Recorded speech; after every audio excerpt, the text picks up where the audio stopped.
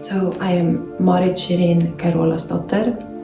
I am a dancer and I work professionally within the field of dance, also when it comes to choreography and also research in various ways, both physically, dance practical, and also when it comes to affiliating with the academic way of researching. I live in the northern part of Sweden, a city named Umeå, which is on the indigenous land of the Sámi people. I also live in Brussels in Belgium, where I conduct some of my work and my own projects. I am of both Kurdish and Sámi heritage, so a lot of my interests lies in exploring identity and exploring cultural heritage, and I do that by living in the north to connect to the Sámi people, and I also try to embody both sides, you can say. That's where I'm geographically placed where I am. Well, my projects vary. They are involved in the both academic world through connecting with other artistic researchers, and my work is also connected to producing works for the stage and also trying to find different structures of conducting dance practices. So my projects are very varied. I also like to work as a dancer in other people's pieces or the artists' practices, which is very nourishing for me as a person and as a dancer. So my main project that I'm working on is named Humans and Soil, and that project has been going on since 2017, and it started out as a research project combined with a performative practice that was also aiming towards working internationally with other indigenous peoples. So the project started in 2019 in Japan, where I traveled to work with the indigenous people of Japan named the Ainu people. It was right before the pandemic, and so I got the chance to be there and to have workshops and also connect with Ainu activists that were fighting various problematics when it comes to exploitation of the land. And so I was trying to create some parallels to the Sámi challenges now and see where do we connect, and is it also possible for us to share our experiences and find strategies and methods to uplift each other. And that work continues even now, but connecting also with more indigenous peoples. And why that is important, I think, is just a really strong urge to do projects that are meaningful, nourishing, and not only to me, but to others. So I'm trying to see if I can explore the role of being the facilitator of projects and bringing people together.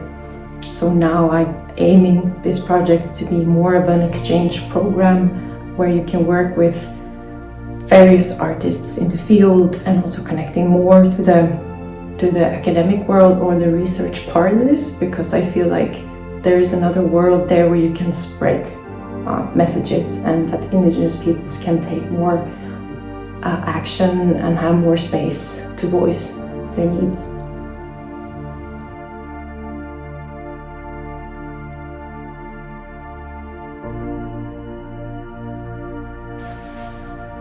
So learning about the embodiment of knowledge.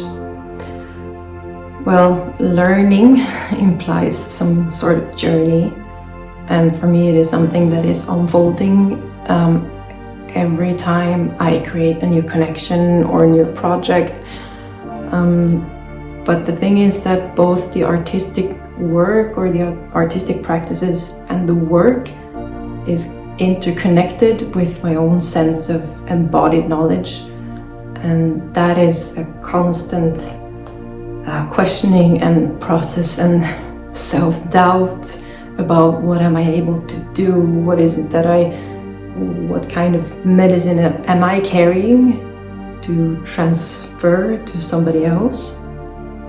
So the question is quite tricky at the same time for me, and about my embodiment of being a brown woman, a indigenous artist, that not from only one culture but several. For me, it's kind of inevitable that incorporates in everything that I do, but also it's kind of a representation. But I think also learning about the embodiment of knowledge is also to question representation and responsibility, so that we don't get into too depth about what it is that we're responsible for. So it's kind of, I'm trying to find a balance that at the same time, where I was gonna go with this question is that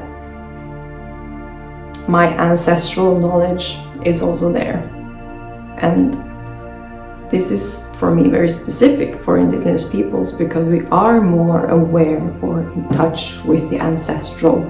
That also derives from Aboriginal practices that we have been inherited, and I feel like I've lost many of these things during my upbringing, so I'm kind of reconstructing and reassembling that embodied ancestral knowledge, because I believe that somehow it is in our bodies.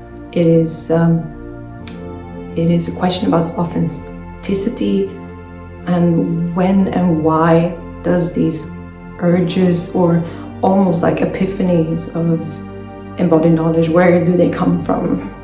When do they occur, and when do they reoccur?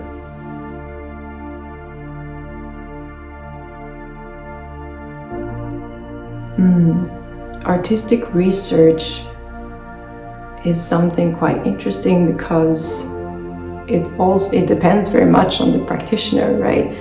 Like, we are not, as artists for me, the contemporary realm is you're not only the researcher, you can also be your own research subject.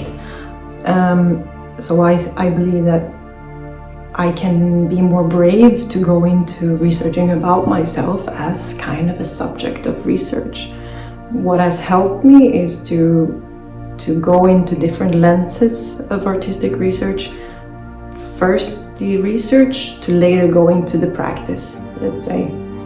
So for me, it's a question of if it's about authenticity, or if it's about subjects that derive from indigenous embodiment, then I can choose to what kind of lens that I'm researching from.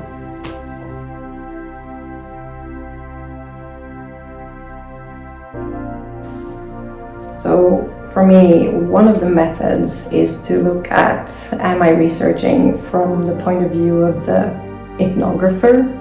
Is all of this embodied knowledge? When do I turn to other people to gain knowledge? And how do I incorporate that in my research? And I'm also very interested in spreading more the word about researching on minority groups and indigenous peoples, because the sources are there. We called it testimonies, but in the academic sphere and doing artistic research, it's very difficult to have those testimonies being a valid source of research.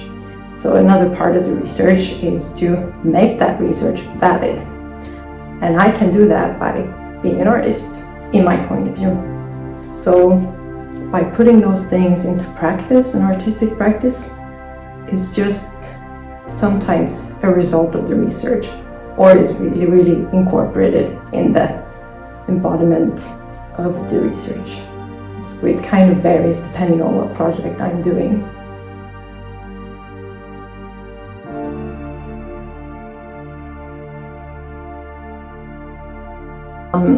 For me, I'm trying to figure out, first of all, what the word sustainable means. It's sustainable for whom? Sustainable from an environmental point of view? Is it sustainable economically, socially? So we could see these things maybe for now as a commonness. So for me, sustainability should be a form of commonality. So that means for me, setting the research into a context with people that have the same strive for equity. So equity is very important for me when it comes to trying to find new methods. Also, a question of artistic research and establishment is quite important. If artistic research can be more established as a kind of form of protection for transmitting voices, that's one thing. Sustainable for me as an artist, it's a constant question. I am questioning this right now. Of course, it has to do with a will or a desire to have a life quality, let's say. So for me, that means that I can move in many different contexts with my artistic work, since I have the experience of artistic research. I mean, I have the education for artistic research, but the academic world and the academic education is not always the way to go. There has to be other ways where we can conduct the research and also have the space to share it. So I believe that could be a question of sustainability, definitely. Lastly, I would like to say that sustainability for artistic practice is not something that we should take for granted, considering that if spaces or the space is taken away from some people to actually conduct this research from the embodied knowledge, from the culture, from the traditional point of view, then it's going to be a very tough context to thrive in. So how do we thrive? How is this way of working really sustainable when it comes to equity? Meaning equity, not only equality from the white majority point of view.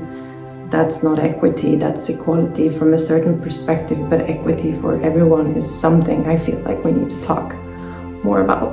And that's what I'm trying to do, both artistically and research-wise.